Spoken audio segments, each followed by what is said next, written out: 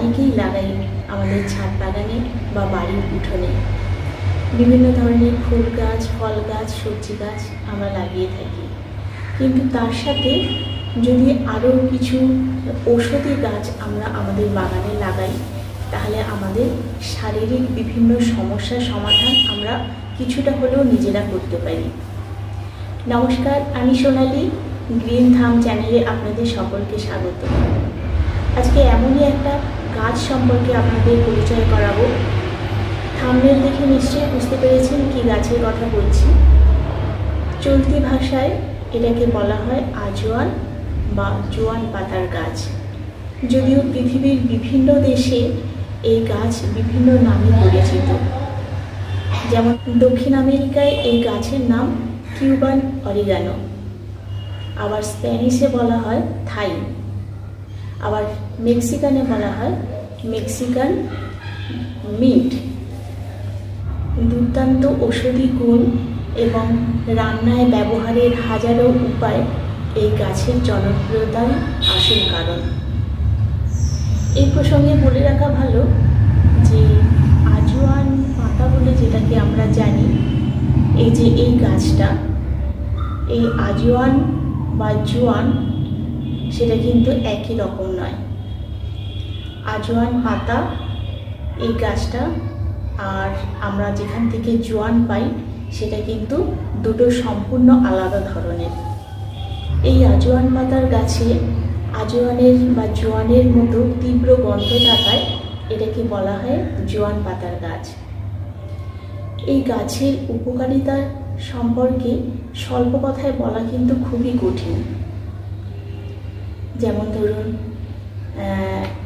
একটা দুটো আজওয়ান পাতা বা কয়েকটা আজওয়ান পাতা যদি আমরা জলে ফেলে সেটাকে ফুটিয়ে খাই, তাহলে সর্দি কাশির সমস্যা থেকে আমরা অনেকটা উপকার পাই।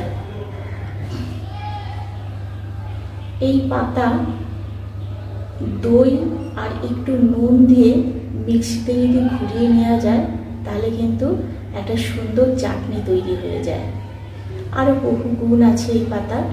এখন আমি এই গাছ কিভাবে মাটি তৈরি করব এবং কিভাবে লাগাতে হয় সেই সম্পর্কে আপনাদের বিস্তারিত জানাবো।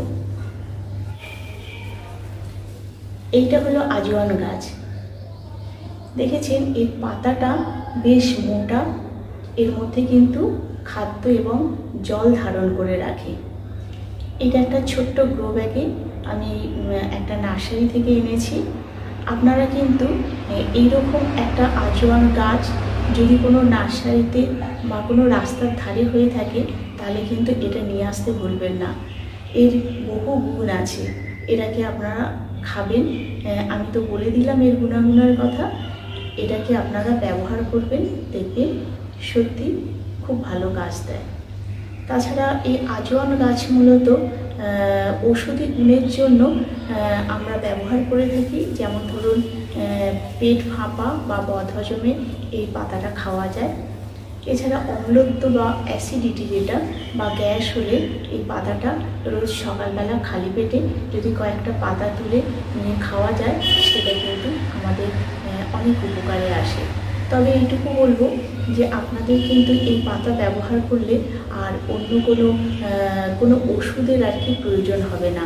তবে জেনে রাখা ভালো যে এই একটা কোনো ট্যাবলেট বা ক্যাপসুল যে সারাদিনে যে পরিমাণ কাজ করে, কিন্তু একটা পাতায় অনেকগুলো পাতা হলে কিন্তু তবে সেটা কাজ দেয়। আমরা যদি মনে করি দুটো বা তিনটে পাতা খেয়ে নিয়ে কেন কাজ করছে না, কারণ ট্যাবলেট বা ক্যাপসুলগুলোই কিন্তু অনেকটা পরিমাণে থাকে। একটা ছোট্ট ক্যাপসুল খাপের মধ্যে ডাস্ট আকারে থাকে, সেটা অনেকটা পরিমাণে থাকে। সেই জন্যে আমাদের বেশ কয়েকটা পাতা একসঙ্গে খেতে হবে। এটা কিভাবে প্রোপাগেশন করবেন সব কিছুই আমি বলবো। এখন দেখাই যে এটাকে আমি কিভাবে রিপোর্ট করছি। আমি একটা মাটি তৈরি করে নিয়েছি। এতে আমি কি দিয়েছি প্রথমে বলি। এতে দিয়েছি 50% মাটি, যে কোনো মাটি। আপনারা বেলে দোআঁশ পেতে পারেন, এঁটেল মাটি পেতে পারেন, কোনো কিছুতেই অসুবিধা নেই। 50% মাটি আর 25% ভার্মি কম্পোস্ট বা কাউডাং কম্পোস্ট নিতে পারেন। আসলে মাটি যেমন হবে কম্পোস্টটা তার হাফ হবে। আর 25%-এর মতো মানে বালি আর কোকোপিট দুটো মিলিয়ে 25%।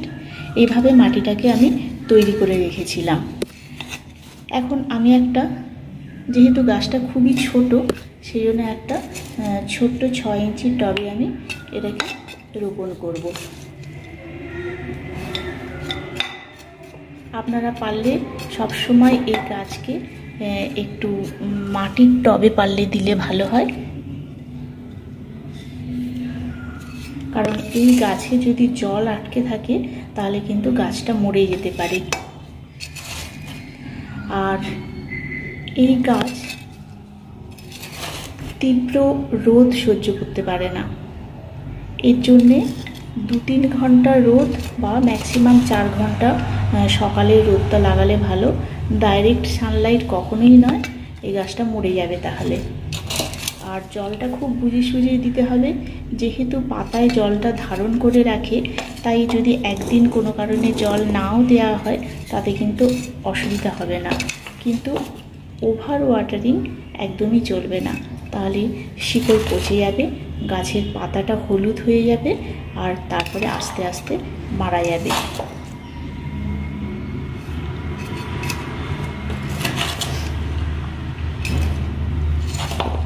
এইভাবে গাছটায় ভালো করে মাটি দিয়ে দিলাম।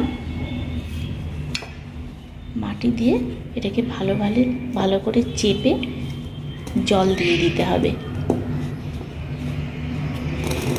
এই গাছের এবার প্রোপাগেশন করব কি করে? একটা গাছ থাকলে কিন্তু প্রচুর গাছ তৈরি করা যায়। এই যে ডাল দেখছেন, এটা ছোট গাছ, সেই জন্য আমি আজকে যেহেতু রোপণ করলাম সেই জন্যে আমি কেটে দেখাচ্ছি না।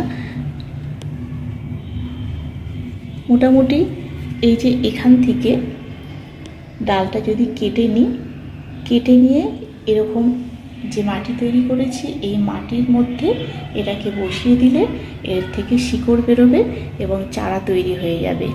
এছাড়া এই গাছটা বড় হলে দেখাতে পারতাম যে গাছে না একটা মানে আলগা মতো শিকড় মতো হয়।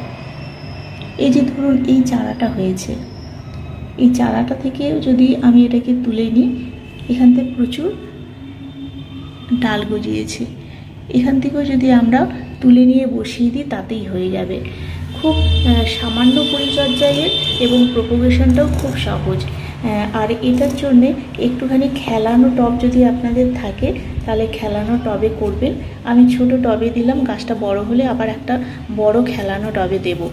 একটুখানি সানলাইট পেয়ে দেখুন পাতাটা একটু হলুদ হয়ে গেছে, সেই জিনিসটা যাতে না হয় সেটা খেয়াল রাখতে হবে। সেমি শেড এরিয়া, যেখানে ব্যালকনিতে এখানে যদি রাখা হয়, যেখানে সকালের আলোটা পড়ে রোদটা পড়ে না, সেরকম জায়গায় রাখলে এটা খুব ভালো। আর এই গাছ দেখুন, এই যে পাতাটা আমি ভাঙলাম, এর মধ্যে ঠিক অ্যালোভেরা জাতীয় যেমন গাছ জেল মতো থাকে সেই রকম এই পাতার মধ্যে কিন্তু রস আছে। এই রসটা কিন্তু আমাদের শরীরের পক্ষে উপকার। এরকম মোটা, এর মধ্যে জল আর খাবার ধরে থাকে, সেই জন্যে এই গাছটায় রোজ কিন্তু জল দেওয়ার দরকার হয় না। যেমন ইনডোর প্ল্যান্টের পরিচর্যা করেন তেমনি কিন্তু এই গাছের পরিচর্যা করলেই চলবে। ভালো করে জল দিয়ে দিয়েছি, একদম তলা দিয়ে জল বেরিয়ে গেছে। ড্রেনেজ হোলটা যদি ঠিক মতো রাখা হয় তাহলে এই গাছ কিন্তু খুব ভালোভাবে বৃদ্ধি হবে।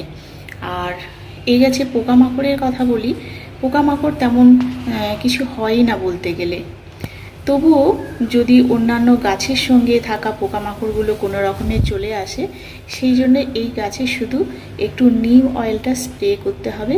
15 দিনে একবার করলেই হয়ে যাবে, এছাড়া কিন্তু আর কোনো পরিচর্যার দরকার নেই। যেহেতু এর পাতা খাওয়া হয় সেই জন্যে এতে কিন্তু কোনো রাসায়নিক ওষুধ বা রাসায়নিক সার বা কোনো এনপিকে কিচ্ছু দেওয়ার দরকার নেই।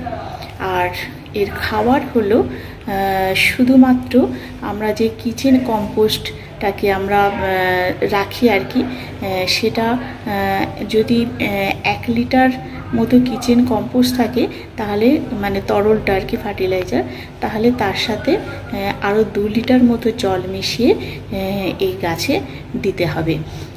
সপ্তাহে 1 দিন করে দিলেই হবে। এছাড়া কোনো কাউডাং মানে কোনো শুকনো খুঁটে যেটাকে আমরা বলি, সেই শুকনো খুঁটেকে যদি আমরা জলে ভিজিয়ে রেখে সেটাকে মোটামুটি 3 দিন মতো বা 2 দিন মতো জলে ভিজিয়ে রেখে সেই জলটার সাথে আরও কিছু জল মিশিয়ে আমরা এই গাছে দিতে পারি। এই দুটো জিনিস দিলেই হবে, এর থেকে বেশি কিন্তু এর পরিচর্যার দরকার হয় না। আর সর্ষে খোলটা দেওয়া যেতে পারে, তবে এই গরমে একদমই নয়, এটাকে দিতে হবে শীতকাল নয়। শীতকালে তো এই গাছের ডরমেন্সি পিরিয়ড থাকে, গাছটা একদম ঝিমিয়ে যায়। সেই জন্যে মানে ফেব্রুয়ারি থেকে অক্টোবর পর্যন্ত এই গাছের শুধু পরিচর্যা করতে হবে। আর ফেব্রুয়ারি মার্চ মাস পর্যন্ত সর্ষে খোলটা দেওয়া যায়, তারপরে একদমই নয়। তবে এই দুটো ফার্টিলাইজার দিলে এর কিন্তু আর কোনো খাবারের দরকার হয় না। তাহলে বন্ধুরা, ভিডিওটা কেমন লাগলো আপনারা একটু জানাবেন। আর যদি ভালো লাগে তাহলে অবশ্যই একটু লাইক কমেন্ট করবেন এবং আপনার আত্মীয় পরিজন বন্ধু বান্ধবদের কাছে শেয়ার করবেন। আজ এই পর্যন্তই, দেখা হবে পরবর্তী এপিসোডে। নমস্কার।